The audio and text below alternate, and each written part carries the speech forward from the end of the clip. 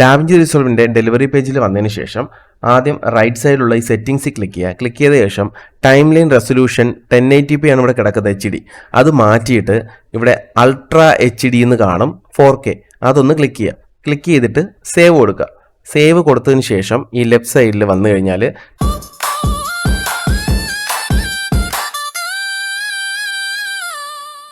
Da Vinci resolve already ഈ ഭാഗത്ത് വന്നു കഴിഞ്ഞാൽ ഇവിടെ യൂട്യൂബ്, വിമിയോ, ടിക്ടോക്ക് എന്ന് പറഞ്ഞിട്ട് കുറേ പ്രീസെറ്റ് സെറ്റിംഗ്സ് കൊടുത്തിട്ടുണ്ട്.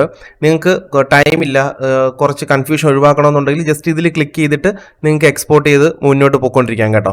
അതിലും നമുക്ക് ഇവിടെ 4K റെസൊല്യൂഷൻ വരെ സെറ്റ് ചെയ്യാനുള്ള സെറ്റപ്പ് ഉണ്ട്. അതും കുഴപ്പമില്ല, നിങ്ങൾക്ക് ഉപയോഗിക്കാം. ഞാനും ഉപയോഗിച്ചിട്ടുണ്ട്, പല വീഡിയോയിൽ ഞാനിത് പറഞ്ഞിട്ടുണ്ട്. പക്ഷേ നിങ്ങൾ ക്വാളിറ്റിക്ക് കൂടുതൽ ഇമ്പോർട്ടൻ്റ് കൊടുക്കുന്നു എന്നുണ്ടെങ്കിൽ നിങ്ങൾ ഈ ഫ്രണ്ടിൽ വന്നു കഴിഞ്ഞാൽ ഇവിടെ കസ്റ്റം എക്സ്പോർട്ട് എന്ന് കണ്ടോ, ഇത് ക്ലിക്ക് ചെയ്യുക.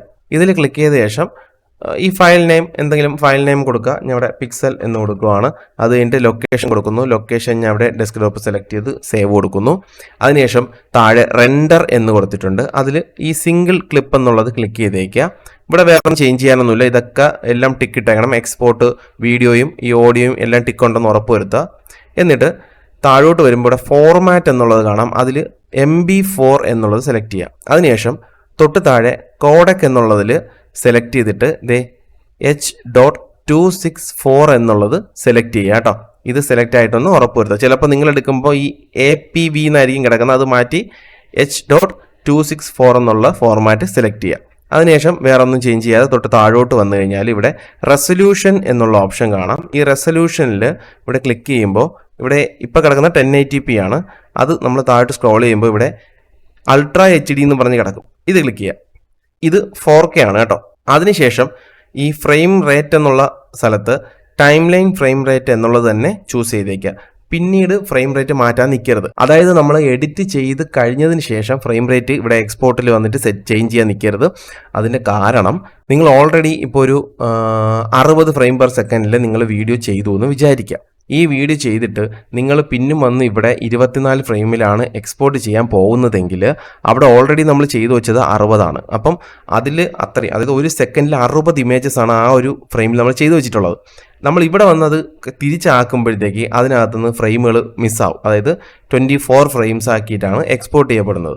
അപ്പോൾ അതിൻ്റെ ക്വാളിറ്റി, പിന്നെ നിങ്ങൾ ട്രാൻസിഷൻസ്, എഫക്റ്റുകൾ, പിന്നെ അതിൽ ലാഗ് ഉണ്ടാവാം, ചിലപ്പോൾ മ്യൂസിക് സിങ്ക് വ്യത്യാസം വരാം, അങ്ങനെ കുറേ കാര്യങ്ങൾ അതിനകത്ത് മിസ്സാവും. അപ്പോൾ അങ്ങനെ ചില വീഡിയോസിൽ അങ്ങനെ ഒരു പ്രശ്നം വരാറുമില്ല കേട്ടോ. അപ്പോൾ അതുകൊണ്ട് അങ്ങനെ ഒരു റിസ്ക് എടുക്കാതിരിക്കാൻ നിങ്ങൾ എന്ത് ചെയ്യണം, ടൈം ലൈൻ ഫ്രെയിം റേറ്റ് എന്നുള്ളത് ചൂസ് ചെയ്യുക. അപ്പം നമ്മൾ ടൈം ലൈനിൽ ഏതിട്ടാണോ എഡിറ്റ് ചെയ്തത് അതിട്ട് തന്നെ എക്സ്പോർട്ടും ചെയ്യുക. ഓക്കെ, ഇനി അതിൻ്റെ തൊട്ട് താഴെ വന്നു കഴിഞ്ഞാൽ എൻകോഡിങ് പ്രൊഫൈൽ എന്നുള്ളതിൽ ക്ലിക്ക് ചെയ്തിട്ട് ഹൈ കൊടുക്കുക. ഓട്ടോ ആയിരിക്കും, അത് ഹൈ ആക്കുക കേട്ടോ. ഇനി ഇവിടെ പ്രീസെറ്റ് എന്ന് കാണാം. അതിൽ ക്ലിക്ക് ചെയ്ത് കഴിഞ്ഞാൽ ഇവിടെ നിങ്ങൾക്ക് ചിലപ്പോൾ ബാലൻസ്ഡ് എന്ന് കിടക്കും. അത് മാറ്റിയിട്ട് ക്വാളിറ്റി ആക്കുക. അതുപോലെ തന്നെ റേറ്റ് കൺട്രോളിൻ്റെ അവിടെ ക്വാളിറ്റിയാണ് കിടക്കുന്നത്. അതും ക്വാളിറ്റി തന്നെ ചൂസ് ചെയ്യുക, വേറെ ഒന്നും ചൂസ് ചെയ്യേണ്ട. പിന്നെ തൊട്ട് താഴെ ക്വാളിറ്റി എന്ന് കാണാം. അതിൽ ബെസ്റ്റ് സെലക്ട് ചെയ്യുക. അപ്പോൾ ബെസ്റ്റ് ബിറ്റ് റേറ്റിൽ നല്ല ക്വാളിറ്റിയിൽ അത് എക്സ്പോർട്ട് ആയിക്കോളും. ഇത്രയും സെറ്റിങ്സ് ആണ് ചെയ്യേണ്ടത്. നമ്മൾ എന്തുകൊണ്ട് ഇവിടെ 4K ചൂസ് ചെയ്തു എന്ന് വെച്ച് കഴിഞ്ഞാൽ, നമ്മളിപ്പോൾ ഷൂട്ട് ചെയ്ത വീഡിയോ 1080pയിലാണ് ഷൂട്ട് ചെയ്തതെങ്കിലും എക്സ്പോർട്ട് ചെയ്യുന്ന സമയത്ത് അതിൻ്റെ റെസൊല്യൂഷൻ നമ്മൾ 4Kയിൽ എക്സ്പോർട്ട് ചെയ്ത് കഴിഞ്ഞാൽ നമ്മൾ യൂട്യൂബിൽ അപ്ലോഡ് ചെയ്യുന്ന സമയത്ത് അവരുടെ ഒരു കംപ്രഷൻ ഉണ്ടാവും. ഈ അവർ കംപ്രസ് ചെയ്യുന്ന സമയത്ത് ഈ ഫയലുകൾ ഒരുപാട് ക്വാളിറ്റി ലോസ് ആവാനൊക്കെ സാധ്യതകൾ കൂടുതലാണ്. അപ്പം നമ്മൾ ഈ 4Kയിൽ അപ്ലോഡ് ചെയ്യുമ്പോൾ അവരിനി എത്ര കംപ്രസ് ചെയ്താലും ഇതിൻ്റെ ക്വാളിറ്റി ഒരു പരിധി കൂടുതൽ അവർക്ക് താക്കാൻ പറ്റില്ല. നല്ല ബെറ്റ് റേറ്റിലായിരിക്കും യൂട്യൂബ് ഇതിനെ അതിൽ അപ്ലോഡ് ചെയ്യുന്നത്. മനസ്സിലായല്ലോ?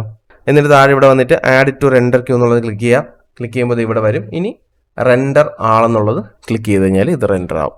വീഡിയോ ഇഷ്ടമെങ്കിൽ ലൈക്ക് ചെയ്യുക, ഷെയർ ചെയ്യുക, സബ്സ്ക്രൈബ് ചെയ്യുക. അടുത്തൊരു വീഡിയോ കാണുന്നവരെ ബൈ. എന്തെങ്കിലും ഡൗട്ട് ഉണ്ടെങ്കിൽ കമൻറ്റ് സെക്ഷനിൽ ചോദിക്കാം കേട്ടോ.